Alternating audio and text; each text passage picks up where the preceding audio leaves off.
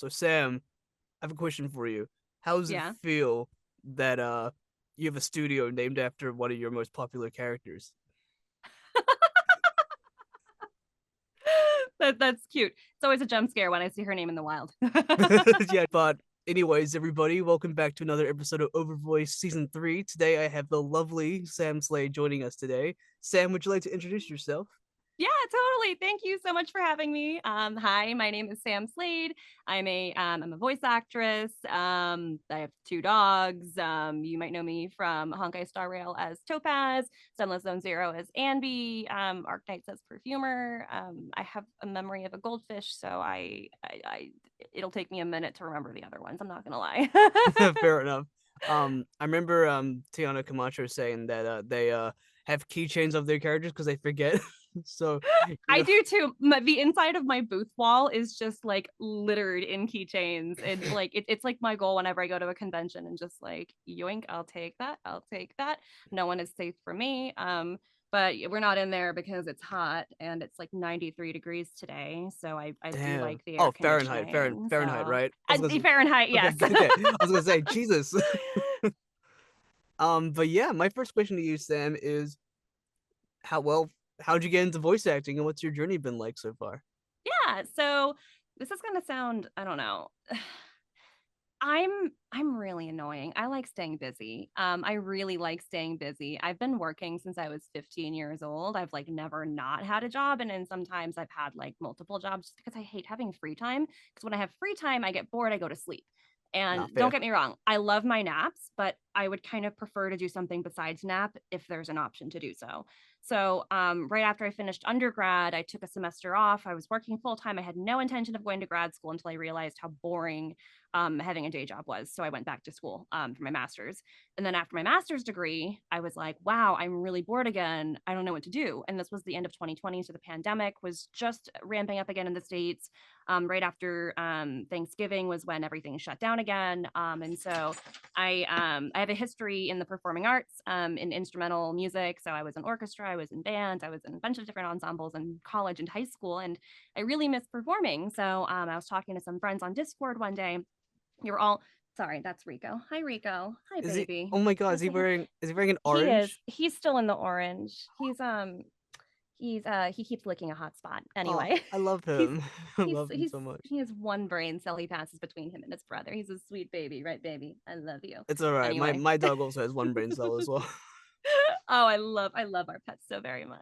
Hell yeah. But I finished grad school and I was like, I am so bored. And none of the ensembles, of course, were operating at the time because of the pandemic. I play percussion, so my instrument is like very not apartment or townhouse friendly, which I was living in at the time.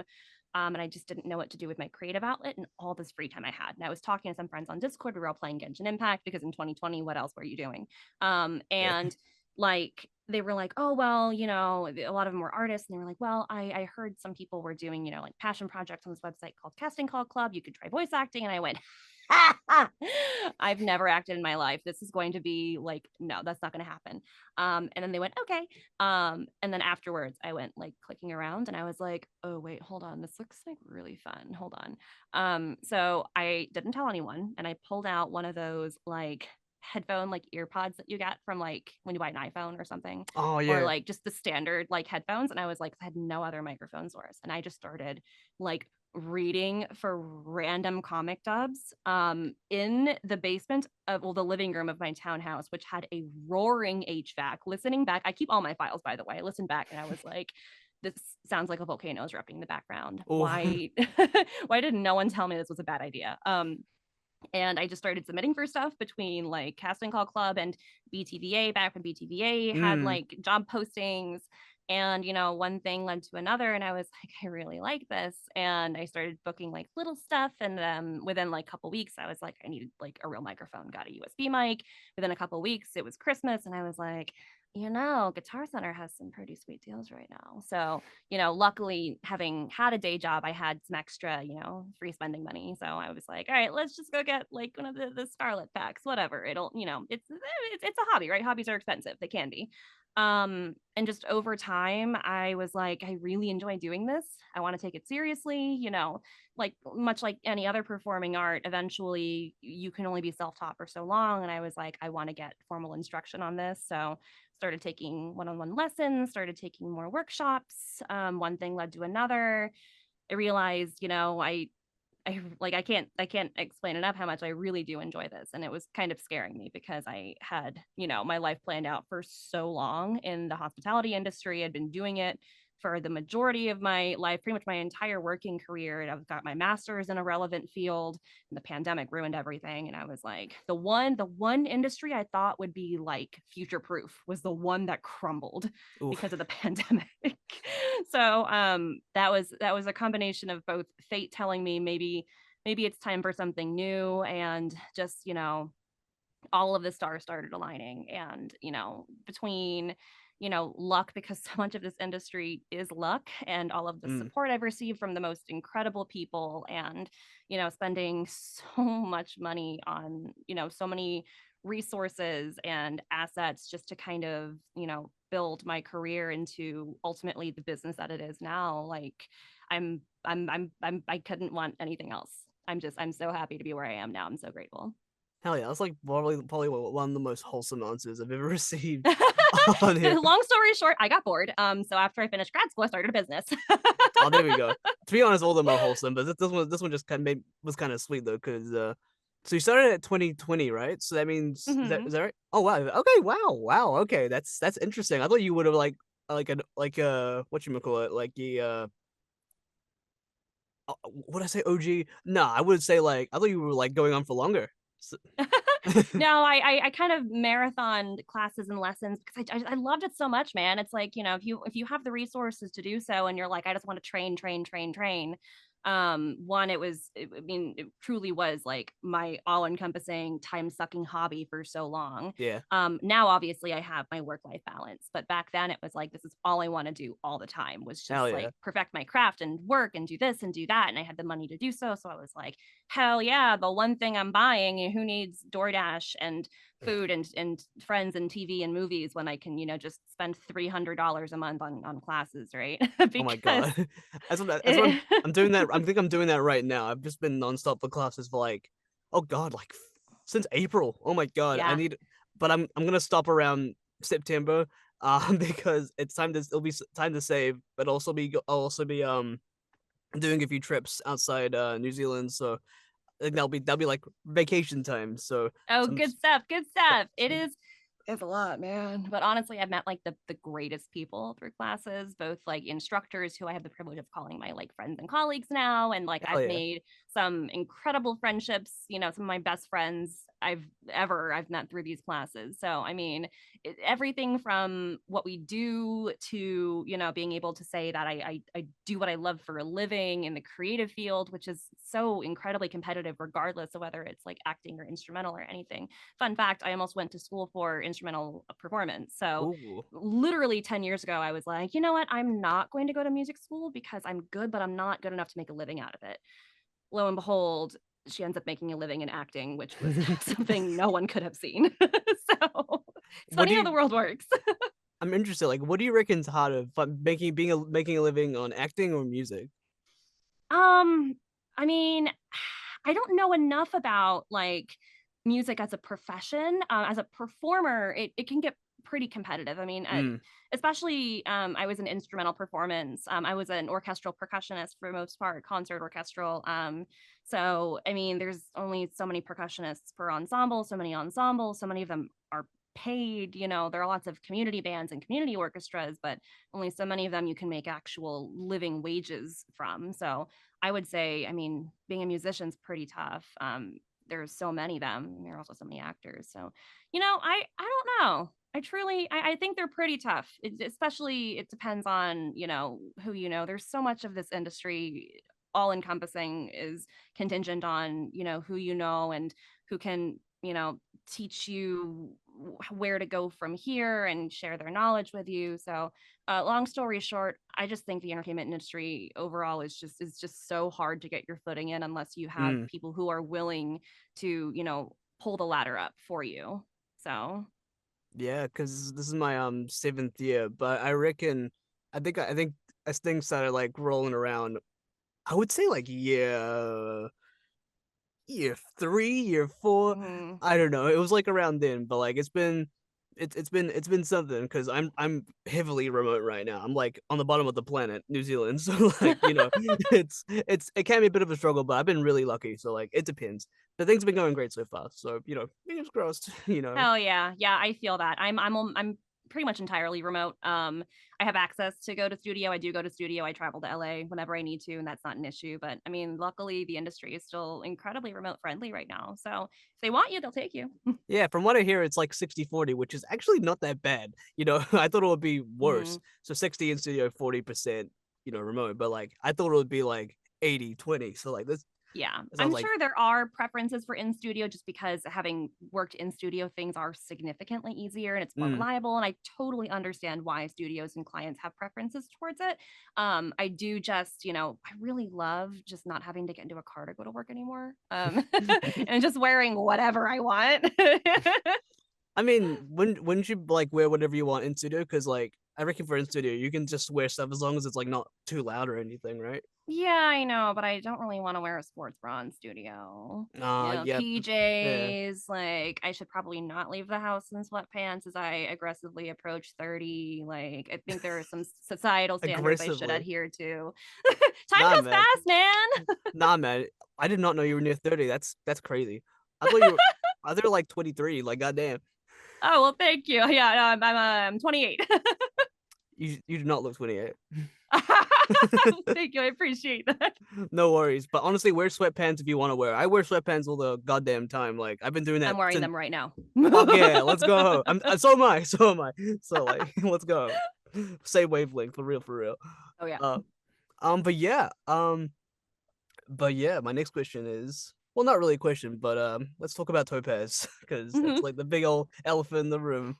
I love But her. like yeah, so Honkai Star Rail, all that stuff.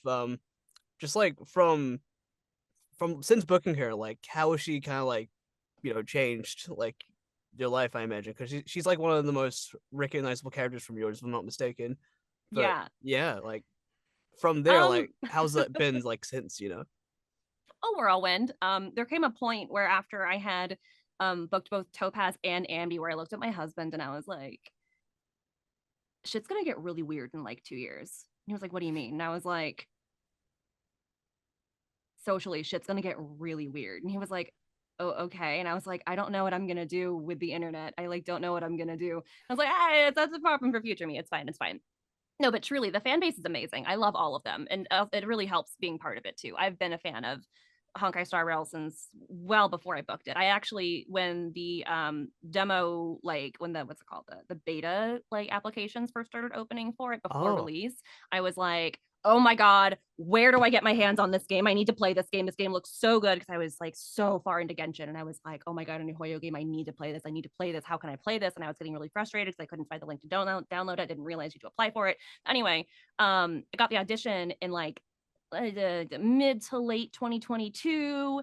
I send and forget, so I forgot I already submitted for it after I submitted for it. And then come January, I got an email, booking email, and they were like, hey, we want to bring Sam Slade in for Honkai Star Rail. And I'm like sitting on a bed with a bunch of my friends. We were in San Francisco for vacation, and I was like, guys, I just got a booking email for um okay, that's nice. Okay. And I just gotta put it away because I didn't say what it was. And I was like, it's been 6 months since I read for it. So it's probably gonna be like, like incidentals and like atmospheric and NPC stuff. And then I get my actual booking email and it said Topaz. And I was like, who the fuck is Topaz? And I went back in my emails and I just like searched Topaz and she came up and they had like reference images at the time. And I was like, oh, that one. Oh, dude, that one was just me, man. Like that wasn't even like that like I didn't even like put on like someone else's skin for this one. Like that was just me. Like that one's me. It's kind of scary how much I have in common for this character, which really helps because hell yeah. in sessions like the director Phil is just like, Sam, just go because it's you, just go. And I'm like, all right, great. Anyway, as far as how much my life has changed, quite a lot. um I love it in all the best ways. Honestly, it's pretty slow to come out. Because when Topaz first came out in October of 2023, I think October, November-ish. It was a pretty slow start. A lot of people didn't like her, which I thought was hilarious. And I was like, it's a really good thing. Hold on, how do I put this? The writing is good when Reddit can't shut the fuck up about it. They won't stop arguing about how evil she is or how not evil she is. And they're like, oh my God, she's a tax collector. And I'm like, she's a debt collector. There's a difference. And they're like, oh, but like she's morally gray. No, dude, she's evil. And I'm like, yeah, the writing's that good. Like, okay, I like this. This is great. I'm just like sitting back. I'm like, I don't take anything personally. I'm not my character. So they can shit talk anyone I voice as long as they want. And I'm just like, all right, cool, whatever. Yeah. So everyone's, doing their thing. And I'm like, all right, well, it was also like a weird time like with the game where we had just wrapped up like a major storyline with some really popular characters that have been seen and played through and recognized since before the game's launch pretty much. And now like Topaz was, I think, one of the first like cold dropped, who the fuck is this? Mm. Like, we've never seen her before. Who is this? And people were like, I don't know what to do with her. And then a couple patches later was 2.0 Penacony, when everything blew up in the game. Like the popularity really exponentially just kind of like skyrocketed from there. So I mean, it was chill. It was. I mean, we were just kind of hanging out for a little bit, and I was just like, yeah, I'm here. I'm happy to be here. Yay! I'm playing the game. This is great. I wasn't streaming at the time, so I spent $400 of my own money pulling for her, because I am a gotcha gamer at heart. Fair. And then I learned later there were tax write-offs for market research, and I was like, I probably should have done that beforehand, but yeah, it is what it is. Oh my God, that's true. That's so true. Oh my God. It is market research and self-evaluation. I Wow. mean, Okay, I need to look into that. I need to. it, I haven't played a lot of gotcha games, but like I haven't played Genshin or Honkai yet. I'm just intimidated to start because like there's oh, so they're much. so good. There is a lot of story. Genshin, I was a couple years behind on Genshin, and then I started up recently. It's a lot. It's very overwhelming, but once you Couple get in the years pocket, behind. Jesus. a little bit, yeah. But there's a way to get through the storyline. There's a lot of like filler is the wrong word, because there is no filler. It's all like good content, and it's Yeah. all useful lore and like just good stuff to know, and it really fleshes out the world and the characters around you. But a lot of that is not, you don't need to play it in order to get to the next major story beat. So you could probably blow through an entire storyline in Genshin, and I don't know, maybe I don't even know how long it is anymore. I'm not going to lie. Also, Star Rail's story length totally skewed what I see as a long patch or a short patch, because some of Star Rail's story stuff is like 10 hours long. And then Genshin's, Damn. the entire like version patch is like 12 hours long. So I'm Whew, like, damn. man. Anyway, um, yeah. What was the question again? What were we talking? My question was like how's like since Topaz, like what's your like life become? I guess Oh that's something like yeah, yeah, yeah. I've met some amazing people. Especially in the cast. The cast is incredible. Everyone is just so lovely and so real, and so many of us actually play the game, which is so funny. I've never been in a cast like this before, where we all legitimately play this game together, and it's like not because we're in it. Some of us were playing it because we liked the game, and then we booked it and we were like, oh shit, okay, cool, this is great. hell you yeah. know so a lot of us play together, a lot of us stream together. I started streaming with cast members, and I think in like November or December, and people were like, are you gonna stream by yourself? And I was like, no. And then I started streaming by myself because I was so behind in like Star Rail storyline. I think I was like 2 patches, 3 patches behind. People were like, Sam, you need to catch up. And I was like, I need someone to hold me accountable. Who better to hold accountable than the entire internet?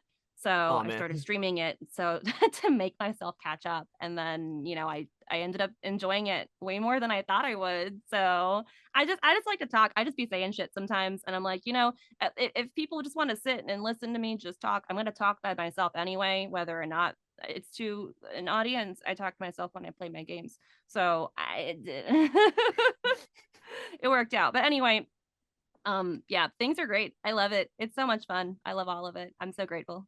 Hell yeah. I didn't know that Topaz was a debt collector. Actually, something new I didn't know about. Yeah, so she's part of the Interastral Peace Corporation on the Strategic Investments Department's team, where she's a senior manager. And essentially, long story short, the IPC is an organization that they're incredibly morally gray. Objectively, what they do is fucked up, but also if they weren't doing what they did, then a lot of people would probably die. I think Yeah. of it like student loans, but like to an extreme where instead of I need to go to college, I need to take out money, it's my entire planet is dying. These guys are offering to save us if in several hundred years, like our descendants are going to pay the price for it. So, very much like me when I was 18, this is a problem for future Sam. All of the debt and interest that piles up, these guys are like, well, this is a problem for future Bellabog. We're going to save the planet now and leave the debt to us later. Similar process. So Yeah. essentially, they go around and they're just kind of like, yoink, we're going to invest in this planet and make them better and reap the rewards later. Yoink, we're going to do this to this one. And Topaz steps in. This one planet where, long story short, they were in a position where it was like, die or let the IPC help you. So, of course, the IPC helped them. 500 years later, Topaz is here to collect the debt, which puts the entire planet in a really weird position because the player character, you yourself, the player, the Trailblazer, just finished a storyline where you just saved their planet from a different disaster. So it's like, oh my God, we finally got our footing. We just like united the entire planet. And now someone's here asking to pay a debt that was established 500 years ago. So she Ooh. was very, very, very, very heavy, came in swinging as the antagonist for that chapter or side story rather. So she didn't rub a lot of people the right way. I can understand that actually. um It's really tough, and I enjoy talking about it on stream because some people are just like hellbent, yeah, fuck the IPC, and I'm like, correct. But hear me out. Bellabog might not exist anymore if it weren't for the IPC. So we need to consider those. And I just bring back the student loan analogy. Ideally, in a perfect world, we wouldn't have any Sure. because fuck student loans, truly. I'm in so Mm. much debt because of grad school. It's not even funny. And I'm not even using the degree anymore. So, Yeah. but at the same time, some people, including myself, first generation college students, really have no other option. Yeah. So, I mean, options that aren't military or work for a long time, save up money, and then choose between starting a family and going to school or having to juggle, 10, 20, 30 things at once, which personally I wouldn't be able to handle. So, Yeah. It sounds like a lot already. I wouldn't be able to handle that either. Goddamn. yeah, major respect to everyone who is in a point in their life where they are starting school, have kids, work full time, et cetera, et cetera. So, yeah, like I couldn't be me. I'm not strong enough for that. So we went the student debt option. No, fair enough. I'm always like appalled because not I wouldn't say appalled. Appalled's the wrong word. I'm shocked. Shocked is the right word here, but also like really impressed. And like no, astounded. That's the right word. Astounded by like people who are my age. Because I'm 22 and like there's like people who are like my mates of mine who are like who have kids and they have families now. It's like what, dude? What's happening? Yeah, dude. I'm one, I'm just so busy, and two, I still feel like if I were to start a family, it would feel like teenage pregnancy. I'm not gonna lie. Like, also, I feel like my generation specifically, just kind of like the like millennials, and like I'm one of like the last millennial generations. Like, we all just kind of like collectively decided that we are never aging above like 18, and we all just kind of like all shifted each other like together, like Interesting. societally. So we're gonna be those hello fellow kids generation, unfortunately, maybe. At least like the younger millennials might, because we still don't really know what's going on. Whereas like 30 years ago, the 30-year-olds have their life together probably, and we're just like, yeah, In this economy, I don't know, man. yeah, in this economy, I don't know, man. But yeah, my next question to you, Sam, is you actually got to work with my mate Thomas Hall on Cabin Tales and stuff like that. What Yeah, was the experience like? that was great, man. We were vibing. It was awesome. Hell yeah. We just kind of like plowed through it. We were on the same wavelength. It was super fun. Hell yeah. And I really loved casting for him back in, oh God, when was that? January, February. I think I was on a plane when I was typing that like casting document. Oh my god. Yeah, I totally was. Yeah, I was. Because I was like, I mean, I'm gonna be sitting here for the next 3 hours. I can work on it now. True. Did you get wait, you can work on without Wi-Fi on the plane? Or I was using a Word document, just like regular, oh like yeah, just yeah, fair Microsoft enough. Word. So I had that, and that was fine. And then afterwards, I was like, send. But yeah, no, I love working with him. He's great. You mentioned you played percussion before. Is that the drums or like? Yeah. So when I was in high school and college, I was on my high school's drumline and band. Nice. So the drumline technically consists of your front ensemble and your marching battery. Your marching battery are the drums that you see people wear. So like the big bass drums, and then the quads, which are the set of 5 or 6 drums that people wear, or the snare drums, which are the traditional, single drum with a very tight head. Front ensemble is all your mallet instruments and your electronic stuff that sits at the front of the football field. That adds a lot of, like sound design to it. You can tell when the composer is a good or mindful percussionist, or just a good composer, if like I say that the music that you hear, the front ensemble or like the percussion section in general play, can stand alone without, the rest of the band. I also teach percussion at a local high school. So I'm Oh, also, what? That's we're awesome. like, we're like ramping up for our fall marching band season. So I'm just kind of like stepping back into my teacher shoes for a second. But I played mallet instruments in high school, and I was in a competitive indoor drum line for 2 years in college, where I played marimba and vibraphone. And then in college, I went to Virginia Tech and I played cymbals on our drum line, where I met my Oh, husband. that's so So cool. Oh my God, that's awesome. That's so wholesome. Hell yeah, men on oh, the I cymbals. loved it. Yeah, man, don't underestimate those things, man. They're so heavy. They are so Mm. heavy. And I was covered in bruises and cuts because of all the different ways to play them, and all the, techniques and sounds you can make. And by the end of band camp, I was like brown, and I had like guns because the cymbals are heavy, and I had like Mm. clips all up and down my arms and my Oh, nice. You got stomach. you got And gains. Let's go. oh yeah. People are like, oh, but it's just cymbals. And I'm like, yeah, but if you play them properly, then everything hurts. Damn, So you became brown like me. You became brown like me. Oh my God, that's crazy. dude, I'm not even kidding, man. I'm half Filipino, but when I go outside for like 20 minutes, my mom is like, oh, you look like a native. I'm like, mom. Jesus. Oh my God. Oh yeah, that's Asian My parents for lighting you. here makes me like look really pink too, which is really funny. But But yeah, you said you said you met your husband for playing in band camp, right, with the cymbals. yeah, Would yeah, yeah, you yeah. would you say it was a symbol of things to come? Oh, that's adorable. Stop. Oh, I love that. I love that. Yeah, we've been together a little over 9 years now. We got married 2 years Oh, ago. So congratulations. yeah, it's been a minute. Like, what's it like being married, actually? This is like totally random. Like, it's like something. No, you're good. It's something like unfathomable to me right now because I'm like, what the fuck is this? Oh, it looks like so much work to do. Yeah, I mean it's the exact same as just being in a relationship, except you live in the same space. That's really it. Yeah, fair It's enough. great. Literally, we were just like, oh, we're married now. That's great.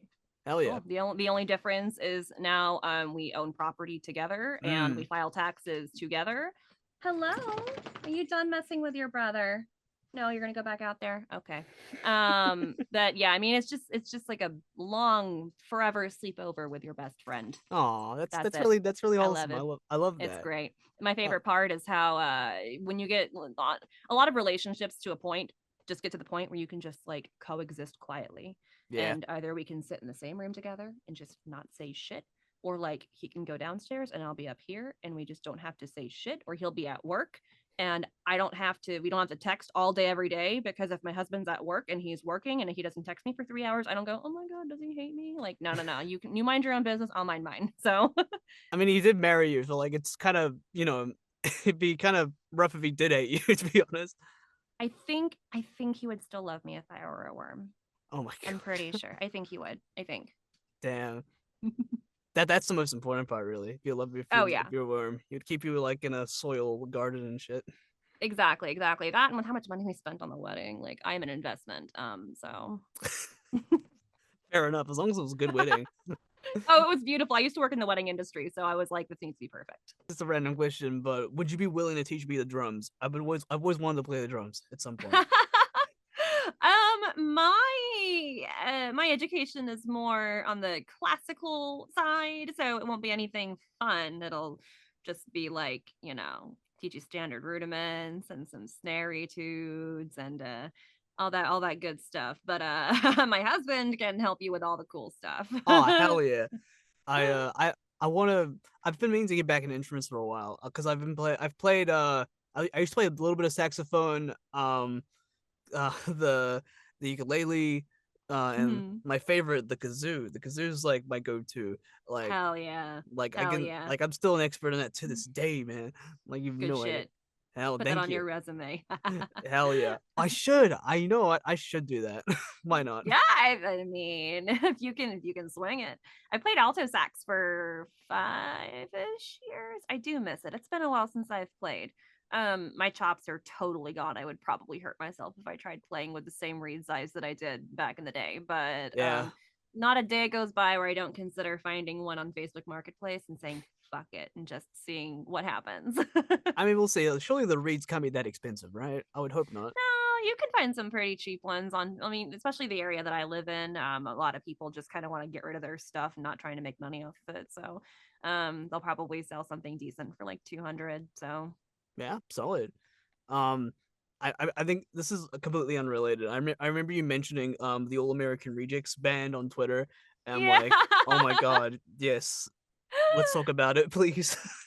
Gosh, I'm not gonna lie. I'm not like I'm sorry, my dog made the weirdest sound. It's not I'm a fan. I enjoy their music. I just don't know anything that's not like a hit single, right?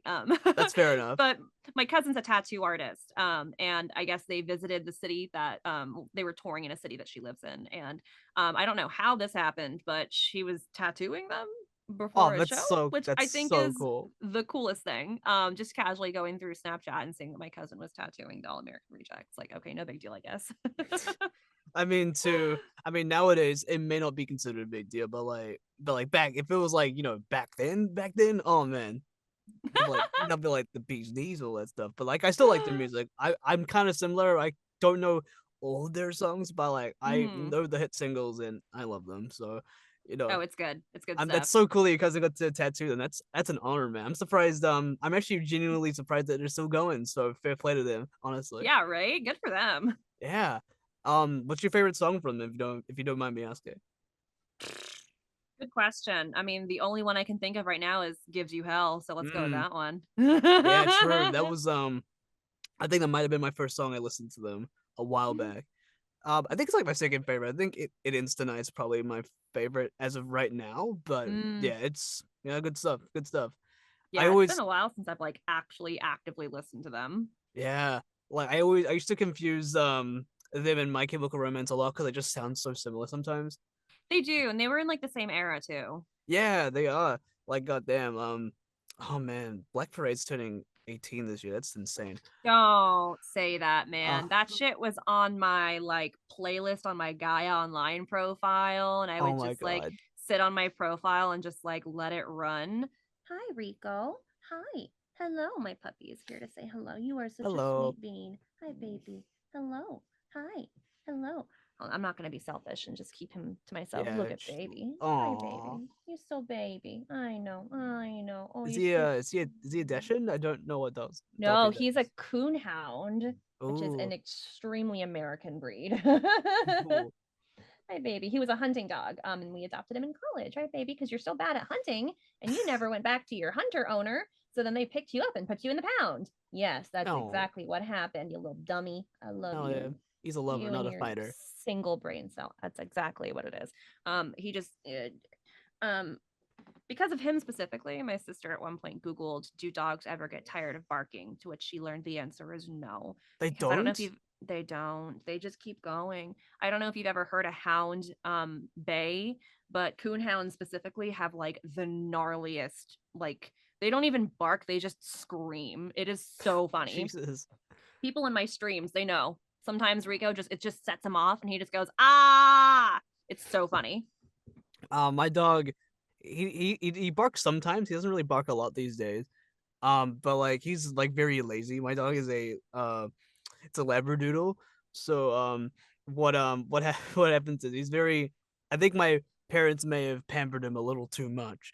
Oh. Like he's not overweight or anything, thankfully. But like he is like if you don't, you have to keep petting him all the time, and if you take your hand off like even a second, he starts whining and yelling at you. It's Oh. he's like he's very high maintenance.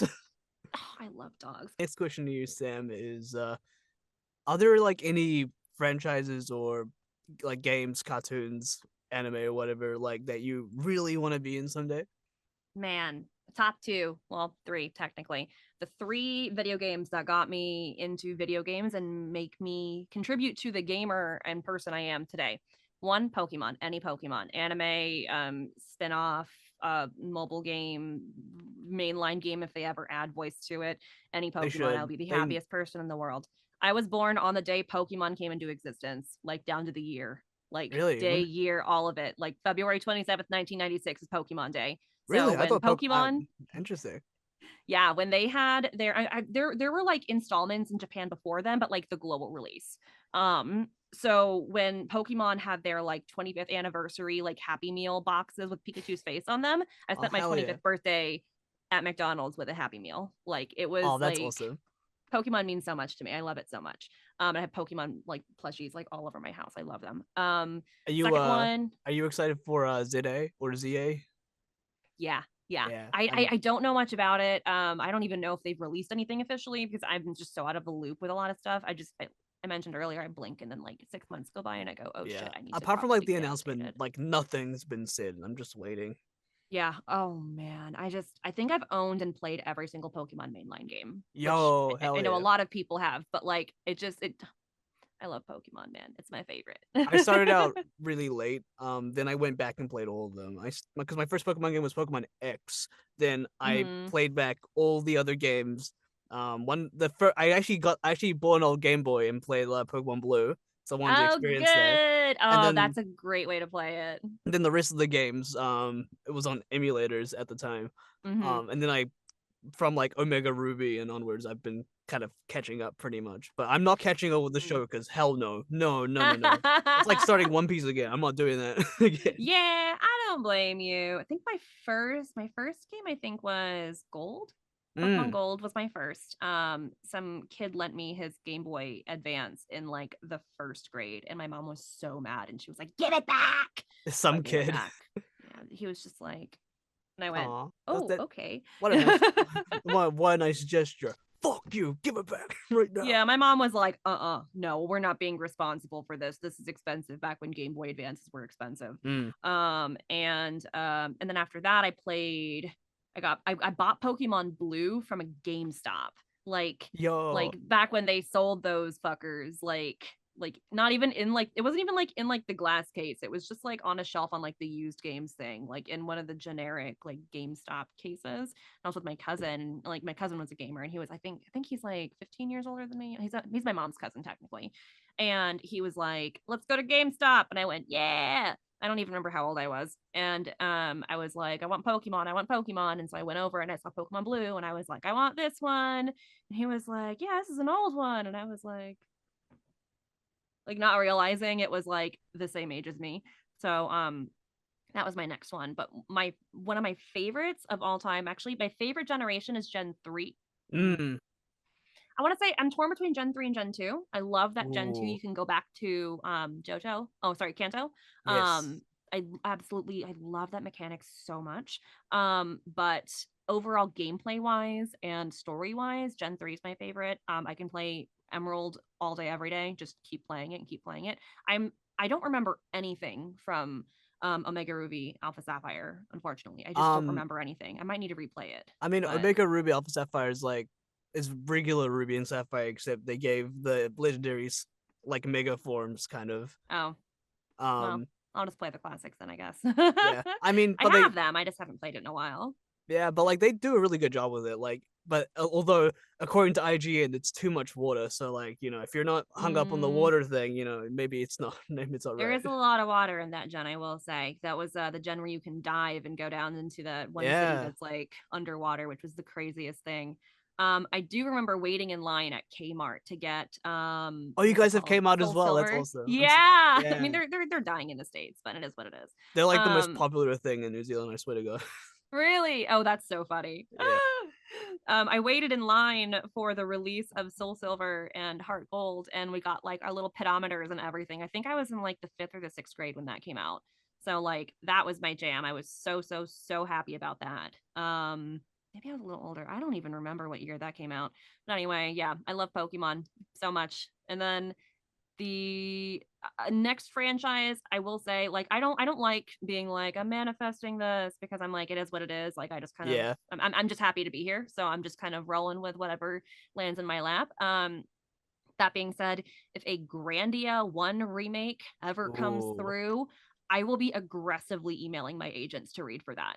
Oh, Like, hell that yeah. is the one. I'll be like, bro, I gotta read for Fina. I'm so sorry. I have to read for Fina. Like, Fina was my bitch growing up. Like, I drew her everywhere. I loved everything about her. One of my first strong female leads I had ever seen in a video game. She means so much to me.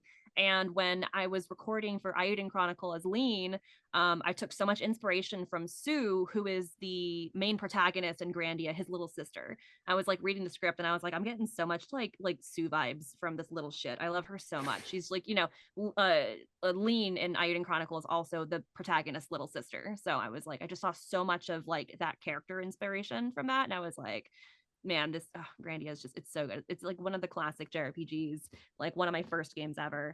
And if anything from the Mana series comes through again, like I would be happy to read for that, because I love the Mana series too. Hell yeah. If you get the chance to read for that, you gotta find the pictures and just send them off to Dean and just be like, please send me the sides, please. If you see anything that could be possibly, maybe ever, maybe codenamed possibly any of these, I don't know what, who, if one, I don't even know if they're even considering remaking it. But if you see any sides with characters that look like this, just please, just please send it, please.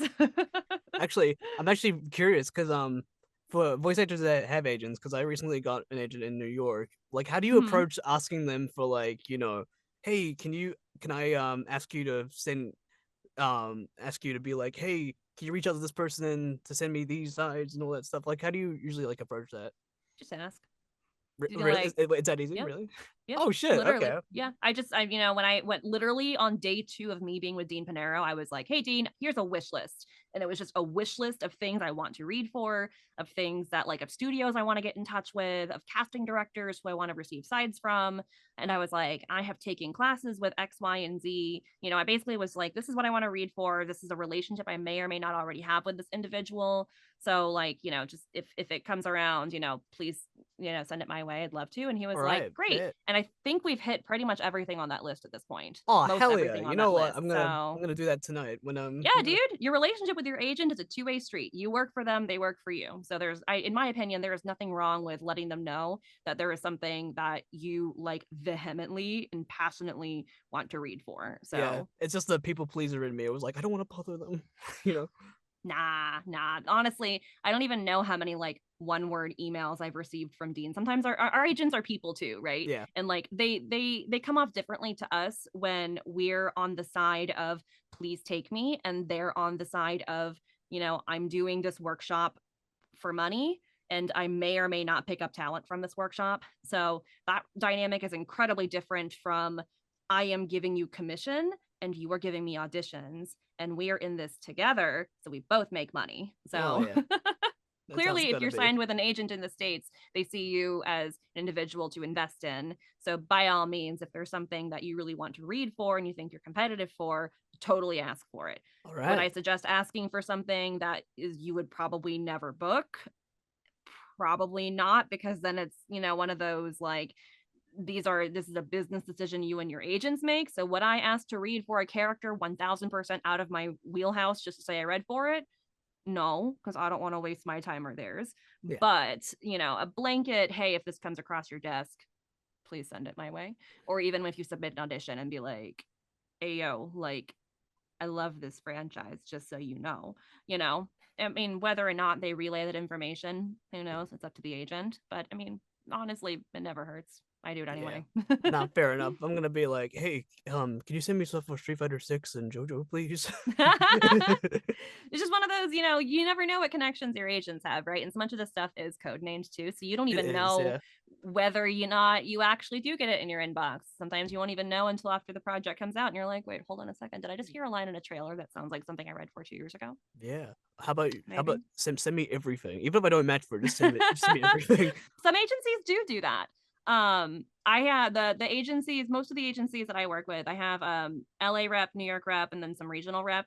They'll Nice. send me stuff that like I'm a good fit for, which I appreciate, because if it's in my inbox, I'm probably gonna submit for it. And I'm Yeah. very much like, I don't like wasting my time or my agent's time. So I appreciate, I know for a while it took me a minute to get used to the whole, if I'm not getting it, I'm probably not going to be sent to the client type thing. But now that I've understood that, some agents, their dynamic is, I will send this audition to someone who I'm going to send to the client. So it makes me feel better knowing that the client's going to hear my read, instead of I'm going to read for my agent and then my agent decides on the back end who gets to go to the client, right? Because otherwise that's going to be so much time I'm going to spend in the booth, because I know a lot of agencies kind of let the talent decide whether or not they're a good fit. I'm like, well, if Yeah. you're sending it to me and you want me to read for it, I'm going to read for it. Me trying to push out a 16-year-old teenage male because for some reason they wanted to hear like femme actors read for it, and I'm like, I'm not a good fit for this, but they sent it to me, so I'm gonna read for it. Like that's not gonna book. No, fair enough. But yeah, my last question to you, Sam, is for any voice actors that are starting out or voice actors who are currently in their journey, do you have any pieces of advice that you would like to bestow upon them? Yeah, whatever you want to do it. I know a lot of people say, like, objectively, this is a very difficult industry to become like a career actor in. Anyone who is a full-time or career actor, by full-time, by the way, just means that like full-time means full-time availability, meaning if you get Yeah. an avail check, you don't have to probably scramble with your day job or have to make a bunch of things work. That's really just kind of broad definition what full-time actor means, by the way. So for all intents and purposes, that's what I'm referring to. A lot of people who do this full-time, like, how do I put this? Hold on, scratch everything I just said. Don't put that. How do I put this? Hold on. The hardest thing about being an actor is getting out of your own head. It is so easy to judge yourself. Is Rico going in my booth? Hi. Anyway, it's very hard to not judge yourself, and we are our own worst critics. Whatever you are thinking about, oh, I'm not going to go 110% because it might be blah blah blah, or oh, it might be whatever. Stop. You never know what the casting director is thinking. You never know what the director is thinking. It is not your job to put yourself in a position to say no to yourself. They get paid to tell you no. Let them do it. So whatever you're thinking of doing, fuck it, do it. And if it's not meant to be, it's not meant to be. Everything in this industry is spaghetti on a wall. If it sticks, it sticks. And you don't know if it's going to stick if you don't throw the damn noodle. Throw the noodle. That's a really good analogy. I've never heard that in my life. Literally, we send, I think, last year I sent like 980 auditions. Woo! Almost Nice. all of them through my agents. And I don't skip a lot of auditions, but if it's clearly not a good fit, I will not read for it. Yeah. So, because I don't want to waste my time or my agent's time or the casting director's time. So, like, of those 980, I think maybe like 30 of them booked. And some of them, Hey. stuff that I wouldn't have even known I would have been a good fit for if I hadn't just said fuck it and read for it. Trust your agents, trust the people who send you auditions. If they see something in you that you don't see in yourself, well, they're the ones who are pitching you to the client, not you. So Exactly. let them do their job. Don't say no to yourself when someone else is being paid to tell you no, right?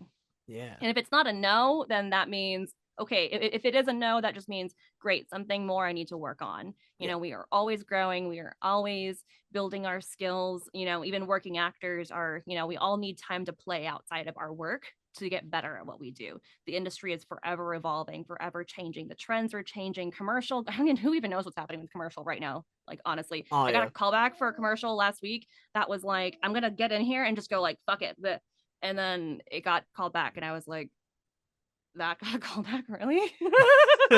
I would not have expected my 1 a.m. I just need to get this out of my inbox take to be the one that gets a call back. It was released, but I mean, like, that's just the world of commercial. But anyway, Yeah. you never know unless you do it. And don't be the one to hold yourself back. Let someone else Exactly. hold you back. And then you take that and go, okay, great, I'll work on that. And then you come back to them later with something better. Hell yeah. And with that So, amazing note, this interview comes to a close. Sam, thank you so much for coming on and for all the amazing words. I've had an awesome time with you. oh, thanks. Thanks for having me. I talk a lot. I'm sorry. Hey, don't worry. If you didn't talk a lot, I wouldn't have you on, so don't even apologize, man. But yeah, are there any voice actors that you would like to see on the OverVoice hot seat next, by any chance? Oh man, I did not think of this beforehand. I do have quite a lot of pals. I'm happy to send you a list in a little bit if you'd like. Oh hell yeah, I would love to. Perfect. Yeah, I'll go ahead and I'll do that then. Hell yeah.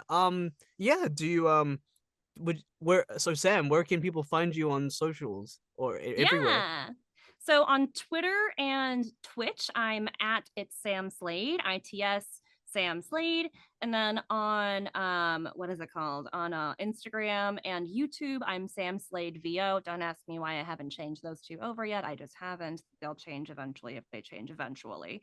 So yeah, on Twitch, I just play some games that I'm in and some other stuff that I like. And then YouTube is where the VODs go. So Hell yeah. Oh, we gotta. Have you played Monster Prom? no, I haven't actually. Oh, do you want to play?